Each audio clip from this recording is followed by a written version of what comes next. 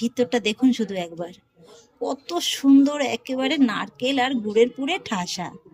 আর দেখে নিশ্চয়ই বুঝতে পারছেন যে এটা কতটা সুন্দর, একদম ঝুরঝুরে পিঠা হয়েছে। এই যে দেখুন, একদম কিন্তু ভিতরটা কাঁচাও নেই, অথচ খুব সুন্দরভাবে কিন্তু তৈরি হয়ে গেছে।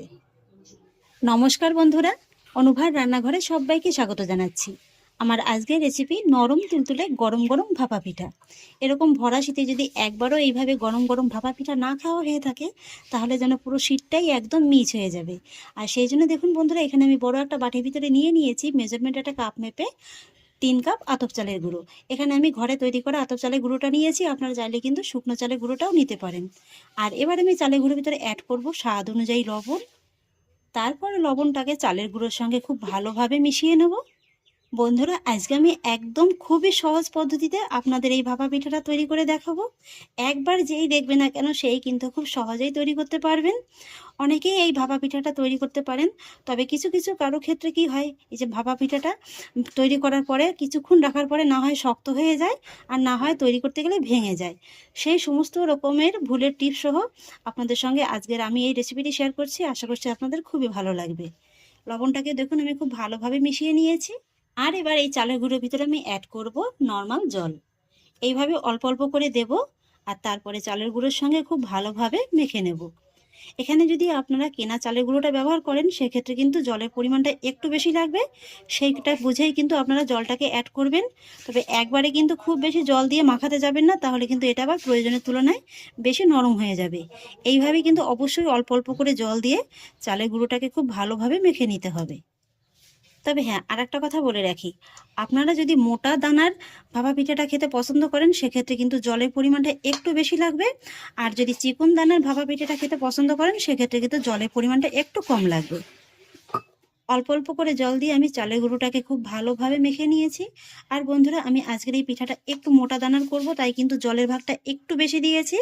এবার আমি আপনাদের চালের গুঁড়োটা একটু চেক করে দেখিয়ে দিচ্ছি। এই যে দেখুন, এইভাবে একটু মুঠো করে ধরবেন। যদি দেখেন যে খুব সহজে একদম মুঠোর মতো হয়ে যাচ্ছে, আবার চাপ দিলে কিন্তু ভেঙে যাচ্ছে, তাহলেই বুঝবেন যে একদম পারফেক্টভাবে কিন্তু চালের গুঁড়োটা মাখা হয়ে গেছে। এই যে দেখুন, অল্প অল্প করে জল দিয়ে চালের গুঁড়োটাকে আমি খুব ভালোভাবে মেখে নিয়েছি। আর বন্ধুরা, আমি আজকের এই ভাপা পিঠাটা একটু মোটা দানার করব, তাই জলের ভাগটা কিন্তু একটু বেশি দিয়েছি। এবার আমি আপনাদের চালের গুঁড়োটা একটু দেখিয়ে দিচ্ছি। এইভাবে হাতে অল্প একটু নিয়ে দেখবেন, যদি দেখেন খুব সহজে এরকম মুঠোর মতো হয়ে গেছে, আবার চাপ দিলে এইভাবে ভেঙে যাচ্ছে, তবে খুব বেশি কিন্তু বালির মতো হচ্ছে না, একটু কিন্তু ডেলা পাকিয়ে ভেঙে যাচ্ছে, তাহলেই বুঝবেন যে চালের গুঁড়োটা আপনাদের পারফেক্টভাবে মাখা হয়ে গেছে। এবার কিন্তু আপনাদের আরও একটা কাজ অবশ্যই করতে হবে, সেটা হলে চালের গুঁড়োটাকে চেলে নেওয়া। আর সেই জন্য দেখুন, এই ধরনের আমি একটা চালনি নিয়ে নিয়েছি। আপনারা কিন্তু যে কোনো ধরনের চালনি নিতে পারেন, প্লাস্টিকের যে ঝুড়িগুলো হয় না, ওগুলোও নিতে পারেন। আপনাদের যেটাতে সুবিধা হয় আপনারা সেটাতেই কিন্তু চেলে নিতে পারেন। চালের গুঁড়োটাকে দেখুন বন্ধুরা, আমি কিন্তু খুব সুন্দর করে চেলে নিয়েছি। এবার দেখুন একদম কতটা স্মুথ হয়েছে। তবে খুব বেশি ধরে কিন্তু চাপাচাপি করতে যাবেন না, তাহলে কিন্তু এগুলো আবার হাতের ভিতরেই জড়ো হয়ে যাবে। এবার আমি চালের গুঁড়োটাকে একটা সাইডে সরিয়ে রেখে দেবো। আমরা সকলেই জানি ভাপা পিঠা তৈরি করার জন্য নারকেলের গুড়টা অবশ্যই লাগে। আর সেজন্য দেখুন বন্ধুরা, এখানে আমি একটা বাটির ভিতরে নিয়ে নিয়েছি কিছুটা পরিমাণে নারকেল। নারকেলটাকে গ্রেট করে নিয়েছি, আর নিয়ে নিয়েছি কিছুটা পরিমাণে পাটালির গুড়। গুড়টাকে কিন্তু আমি একটু কুচিয়ে নিয়েছি। আর এবার একটা বাটির ভিতরে নিয়ে নিয়েছি আমি কিছুটা জল, তার ভিতরে ভিজিয়ে নেব একটা সুতির কাপড়। এইভাবে কিন্তু একটু সুতির কাপড় অবশ্যই ভিজিয়ে রাখতে হবে। আর ভিজিয়ে কিন্তু এই যে কাপড়টাকে খুব ভালোভাবে চেপে এক্সট্রা জলটাকে বের করে দিতে হবে। আর এবার বন্ধুরা, আমি ভাপা পিঠাগুলো বানিয়ে নেবো, সেই জন্য নিয়েছি এরকম একটা বাটি। আপনারা কিন্তু যে কোনো বাটি ব্যবহার করতে পারেন। তার মধ্যে নিয়ে নেবো সামান্য একটু চালের গুঁড়ো, এতে করে পিঠাটা খুব সহজেই ডিমোল্ড করা যাবে। চালের গুঁড়োটাকে বাটির গায়ে খুব ভালোভাবে লাগিয়ে নেব, এক্সট্রা গুঁড়োটাকে ঝেড়ে ফেলে দেব। এবার আমি এই যে তৈরি করে নেওয়া চালের গুঁড়োটা এই বাটির ভিতরে দিয়ে দেবো। এটা কিন্তু খুব বেশি জোরে জোরে চেপে দেওয়া যাবে না, এইভাবে দেখুন একটু আলতো হাতেই কিন্তু দিতে হবে। তার মধ্যে দিয়ে দেবো খেজুরের গুড়, আর দিয়ে দেবো নারকেল কোড়া, তারপরে আবারও একটু চালের গুঁড়ো দিয়ে দেবো। এখানে বন্ধুরা, আমি আজকে একটা লেয়ারে কিন্তু ভাপা পিঠাটা তৈরি করছি। আপনারা চাইলে কিন্তু দুটো লেয়ারেও করতে পারেন। এইভাবে আলতো হাতে একটু চেপে চালের গুঁড়োটাকে ছড়িয়ে দেব। আর এবার দেখুন, যে ভিজে ন্যাকড়াটা আমি রেডি করে রেখেছিলাম, সেই ন্যাকড়াটা কিন্তু এইভাবে বাটির পরে বসিয়ে দেব।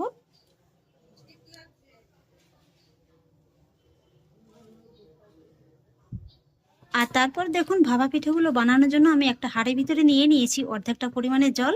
জলটা কিন্তু এর থেকে বেশি দিতে যাবেন না, কারণ জলটা যখন ফুটবে যদি বেশি দেওয়া হয় তাহলে কিন্তু পিঠের গায়ে লেগে যাবে। আর এবার হাঁড়ির মুখে বসিয়ে দেবো এরকম একটা আমি ছাঁকনি।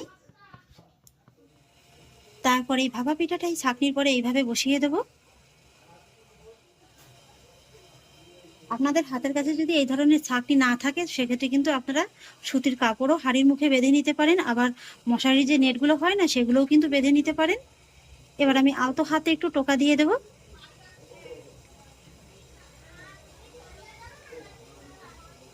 তারপর বাটিটাকে তুলে নেব।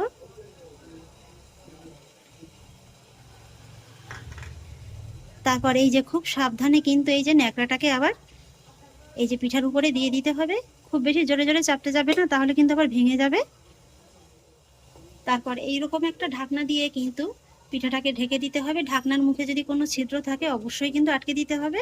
আর এইভাবে মিডিয়াম হাই ফ্লেমে 3 থেকে 4 মিনিটের মতো পিঠাটাকে ভাপিয়ে নিতে হবে। আমি যেহেতু একটু বড় পিঠা করছি তাই 3 থেকে 4 মিনিটের মতো সময় লাগবে। আপনারা যদি ছোট ধরনের করেন তাহলে কিন্তু 1 থেকে 1.5 মিনিটের মধ্যেই হয়ে যাবে। আমি আপনাদের আরও একটা পিঠা বানিয়ে দেখাচ্ছি। এইভাবে বাটিটাকে আবারও রেডি করে নেবেন। তারপরে এইভাবে আলতো হাতে কিন্তু আবারও চালের গুঁড়োটাকে ছড়িয়ে দেবেন। একেবারে কিন্তু খুব বেশি জোরে জোরে চাপতে যাবেন না, তাহলে কিন্তু পিঠাটা আবার ডিমোল করার সময় পড়তে চাইবে না আর ভেঙে যাবে। তারপরে দিয়ে দেবো কিছুটা পরিমাণে গুড়। গুড়টা কিন্তু আপনারা আপনাদের স্বাদ বুঝে দিতে পারেন, তবে খুব বেশি দিলে কিন্তু পিঠাগুলো ভেঙে যাওয়ার ভয় থাকে। এবার আবার একটু চালের গুঁড়ো দিয়ে দেবো। এই যে বন্ধুরা আমি আরও একটি বাটি তৈরি করে নিলাম। এইভাবেই কিন্তু প্রত্যেকবারই বাটিগুলো তৈরি করে তারপর পিঠাগুলো বানিয়ে নিতে হবে। এবার আমি আপনাদের পিঠার ঢাকাটাকে তুলে দেখিয়ে দিচ্ছি। খুব সুন্দরভাবে কিন্তু পিঠাটা একদম তৈরি হয়ে গেছে, এই যে দেখুন। আর এবার আমি পিঠাটাকে তুলে নেব।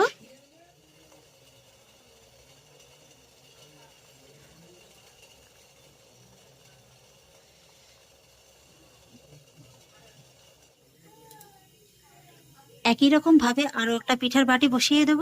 তবে প্রত্যেকবারই কিন্তু এই যে কাপড়টাকে কিন্তু আপনারা ভালোভাবে পরিষ্কার করে নেবেন। লাগলে 2-3টে কাপড় একসঙ্গে জোগাড় করে নেবেন, তাহলে কিন্তু বারবার ধোয়ার কোনো ঝামেলা থাকবে না।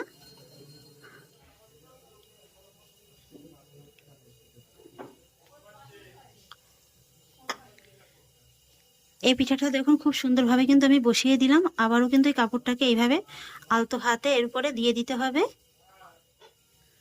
তারপরে আবারও মিডিয়াম হাই আছে ঢাকা চাপা দিয়ে পিঠাটাকে ভাপিয়ে নিতে হবে। আর এদিকে আমি যে পিঠাটা নামিয়ে রেখেছিলাম সেই পিঠাটাকে এবার এই কাপড়ের ভিতর থেকে বের করে নেব। এইভাবে কিন্তু একটু হালকা গরম থাকা অবস্থায় পিঠাটাকে বের করে নেবেন, তাহলে কাপড়টা কিন্তু একদম ইজিলি বেরিয়ে আসবে।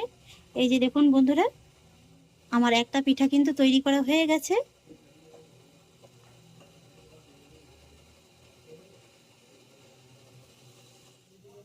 আমার আরো একটা পিঠা কিন্তু তৈরি করা হয়ে গেছে, এটাকেও একই রকম ভাবে আমি কাপড় থেকে ছাড়িয়ে নেব।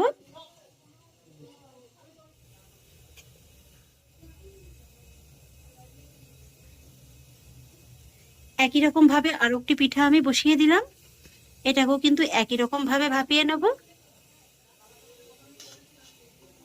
আমার এই পিঠাটাও খুব সুন্দরভাবে তৈরি হয়ে গেছে।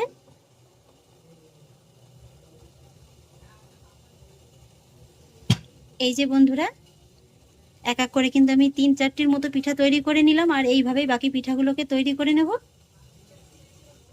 এই যে বন্ধুরা, এক এক করে সবগুলো ভাপা পিঠা আমি তৈরি করে নিলাম। আর দেখার একটু সৌন্দর্যের জন্য আর খেতে আরো ভালো লাগার জন্য আমি এর উপর থেকে আরো সামান্য একটু নারকেল কোড়া আর খেজুরের গুড় কিন্তু ছড়িয়ে দিয়েছি। দেখতে দেখুন কতটা লোভনীয় লাগছে, কতটা আকর্ষণীয় লাগছে। এবার তো একটা পিঠা আপনাদের ভেঙে দেখিয়ে দিতেই হয় যে ভিতরটা কেমন হয়েছে।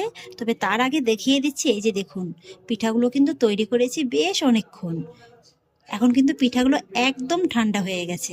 আর হ্যাঁ, এইভাবে যদি পিঠাগুলো তৈরি করতে করতে ঠান্ডা হয়ে যায় না, তাহলে কিন্তু একটু ছিদ্রযুক্ত থালার পরে রেখে 2 থেকে 3 মিনিটের মতো একটু গরম জলে ভাপিয়ে নেবেন, একই রকমভাবে কিন্তু গরম হয়ে যাবে। এই যে দেখুন বন্ধুরা, পিঠাগুলো কিন্তু একদম ঠান্ডা হয়ে গেছে, তবু কতটা একেবারে দেখুন নরম তুলতুলে। এইভাবে যদি এই পিঠাগুলো আপনারা সারাদিনও রেখে দেন না, এইরকমই কিন্তু একদম নরম তুলতুলে আর সফট থাকবে।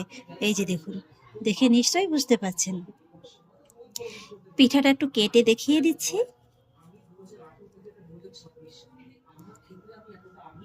ভিতরটা দেখুন শুধু একবার, কত সুন্দর একেবারে নারকেল আর গুড়ের পুরে ঠাসা। আর দেখে নিশ্চয়ই বুঝতে পারছেন যে এটা কতটা সুন্দর একদম ঝুরঝুরে পিঠা হয়েছে। এই যে দেখুন, একদম কিন্তু ভিতরটা কাঁচাও নেই, অথচ খুব সুন্দরভাবে কিন্তু তৈরি হয়ে গেছে। তাহলে আশা করছি বন্ধুরা, আমার আজকের এই ভাপা পিঠা রেসিপি আপনাদেরও খুব ভালো লেগেছে। যদি ভালো লেগে থাকে তাহলে আমাকে অবশ্যই একটা লাইক এবং কমেন্ট করবেন, সেই সঙ্গে বন্ধুদের সঙ্গে শেয়ার করবেন। আর প্লিজ বন্ধুরা, যদি আমার পরিবারের নতুন সদস্য হয়ে থাকেন তাহলে একটা সাবস্ক্রাইব করে পাশে থাকা বেল আইকনটি প্রেস করে দেবেন। ফিরে আসছি এরকমই পরের অন্য কোনো নতুন রেসিপি নিয়ে। সবাই ভালো থাকুন, সুস্থ থাকুন। ধন্যবাদ।